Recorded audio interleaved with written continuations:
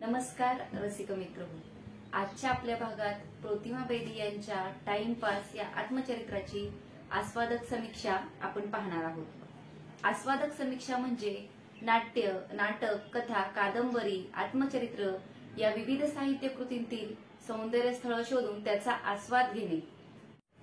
Timepass हे प्रतिमा बेदी यांचं आत्मचरित्र आहे, ज्याचा अनुवाद सुप्रिया वकील यांनी केलेला आहे। आपण जर पाहिलं तर मुखपृष्ठावरील चित्र आणि मलपृष्ठावरील चित्र ही दोनही चित्र म्हणजे प्रतिमा बेदी यांचा पूर्ण जीवनाचा प्रवास आहे, जो की आपल्याला या 345 पानांमध्ये वाचायचा आहे। ऑगस्ट 2007 ची ही आवृत्ती आहे, ज्याची किंमत ही 220 रुपये आहे। सुप्रिया वकिलांनी अतिशय छान प्रकारे अनुवाद आपल्या समोर ठेवलेला आहे। तर आपण या पुस्तकाची, या आत्मचरित्राची आस्वादक समीक्षा पाहूया। बीचवर शून्य कपड्यात धावलेली बाई, कबीर बेदीची बायको, या पलीकडची प्रतिमा कशी असेल हा प्रश्न तिचं नाव कुठेही वाचलं की मला पडायचा। हो, तीच, जिचं अख्खं आयुष्य माझ्या समोर या 350 पानांमध्ये बंदिस्त आहे। मी तिला तीच म्हणणार, तिला मी प्रतिमाच म्हणणार। सुरुवातीची आणि शेवटची 15-1 पानं सोडली तर संपूर्ण पुस्तकात प्रतिमाच तिचं आयुष्य आपल्या समोर उलगडून ठेवते। कित्येकदा तर असं वाटतं की दुःखाच्या काही गोष्टी अगदी डोळ्यात पाणी आणून ती माझ्याशी शेअर करते। कधीतरी मी भरल्या डोळ्यांनी हुंकार देत पुढे वाचू लागते, तेव्हा सुप्रिया वकिलांना इतक्या छान प्रकारे त्यांनी अनुवाद आपल्या समोर ठेवल्यामुळे त्यांना धन्यवाद देते।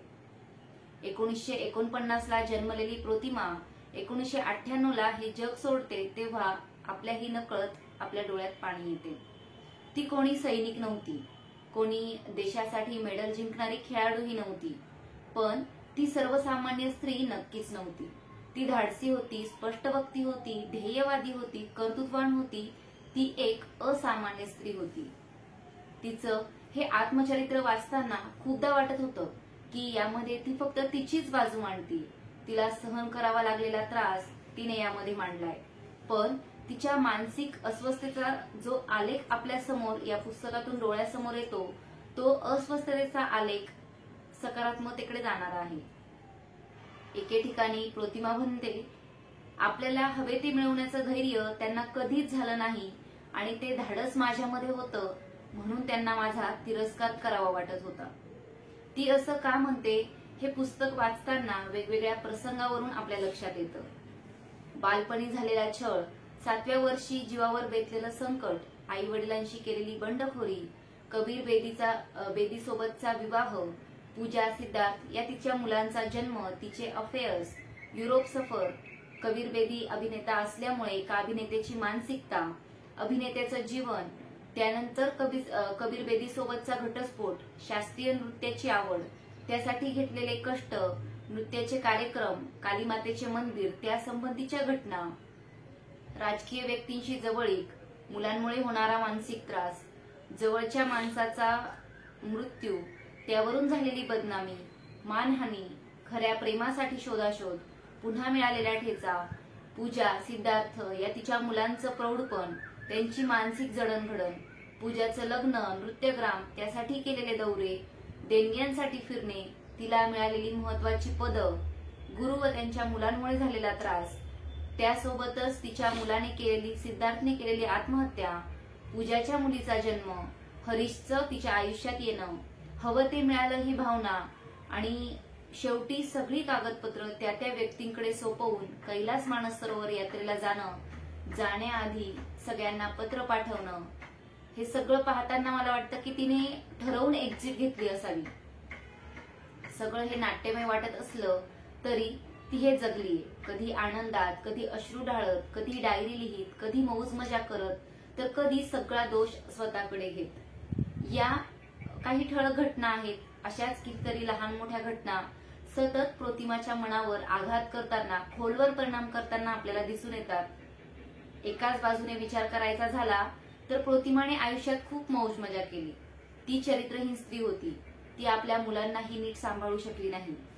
मौज मजेसाठी पैसा हवा म्हणून तिने राजकारण्यांशी संबंध जोडले किंवा अजून असं बरंच, परंतु आस्वादक समीक्षा ज्यावेळेस आपण म्हणतो त्यावेळेस आपल्याला सौंदर्य स्थळ शोधायचे असतात, सकारात्मक या पुस्तकामध्ये काय आहे ते आपल्याला जाणून घ्यायचा प्रयत्न आपण करत असतो, ते आपण शोधत असतो. ती कोणी आदर्श व्यक्तिमत्व आहे किंवा नाही हे ठरवण्यापेक्षा नियती तिच्या आयुष्याशी लहानपणापासून खेळ खेळू लागली आणि त्या नियतीशी आपल्याला लढायचं आहे, त्या नियतीशी आपल्याला जिंकायचं आहे, म्हणून ही लढाई प्रतिमा आयुष्यभर लढत होती, इतकंच मी म्हणू शकते. स्त्री म्हणून ती कशी होती यापेक्षा व्यक्ती म्हणून ती कशी असेल हा विचार जर पुस्तक वाचताना आपण मनात ठेवला तर ही पुस्तकाची पानं आपल्या मनात एक सकारात्मक भाव नक्कीच निर्माण करतात. चित्रपटाची कथा तुमच्या समोर सुरू राहते. तहान, भूक, वेळ, काळ सगळं विसरून तुम्ही पुस्तकाची पानं उलटत जातात, इतकं मात्र नक्की. तरीही वाचताना एक जाणवत राहतं की पुस्तकाचं शीर्षक टाइमपास का असावं. कदाचित या पुस्तकातून फक्त आपलं मनोरंजन होत असेल म्हणून असेल, परंतु जर पूर्वग्रह आपण मनात ठेवला नाही तर बरंचसं काही आपल्या पदरात पडू शकतं. पुस्तकाच्या सुरुवातीच्या काही पानात प्रतिमा म्हणते, खरं तर आपल्याला सगळ्यांना शहाणं सुरतं, प्रौढ होऊनच जन्माला यायची आणि निष्पाप बालपणात मृत्यूला सामोरे जायची सोय हवी होती. तिचं हे वाक्य पुढे वाचत जाताना आपल्याला समजू लागतं. एखाद्या चित्रपटाची कथा वाटावी असं आयुष्य प्रतिमा जगली. हे बरंचसं नाटकी, रंगवलेलं, कृत्रिम वाटत असलं तरी ती जगली हे 2 शब्द या ठिकाणी पुरेसे वाटतात. साधारण 250 पानापर्यंतचं प्रतिमाचं आयुष्य आणि त्यानंतरची पुढची 100 पानं असे 2 भाग तिच्या आयुष्याचे आपल्याला या पुस्तकातून समोर येतात. 40 नंतर तिनं नृत्यग्रामचं पाहिलेलं स्वप्न हे खरं तर तिचं धाडस होतं. नर्तकांचं गाव किंवा नृत्यांचं गाव ही कल्पना कितीही छान असली तरी त्यासाठी प्रतिमाला ज्या दिव्यातून जावं लागलं त्याची आपण कल्पना करू शकत नाही. याच दरम्यान देणग्यांसाठी फिरणं, सिद्धार्थचं आजारपण, तिच्या गुरुकडून होणारा मानसिक त्रास, तिच्या मुलाची आत्महत्या या सर्व घटनांनी तिला बहाल केलेले हृदयविकाराचे झटकेही तिने पचवले आहेत. प्रतिमा एक भटकलेलं जहाज होतं. अगदी शेवटच्या क्षणापर्यंत ती जगण्याचं ध्येय शोधत राहिली. धक्क्यावर पोहोचायचं तिचं स्वप्न हे मृत्यूने पूर्ण केलं. ती निसर्गाशी एकरूप झाली. तिचा मृतदेह सापडला नाही.